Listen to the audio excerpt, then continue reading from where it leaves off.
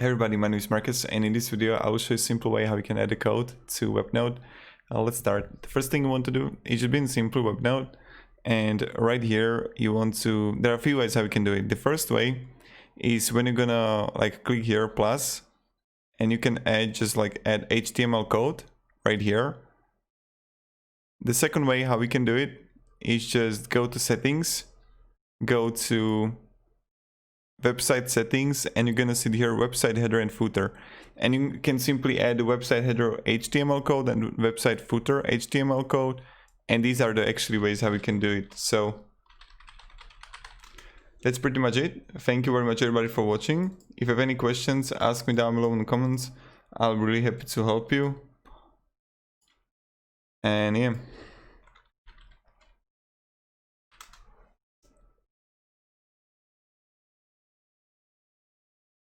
goodbye. Yeah.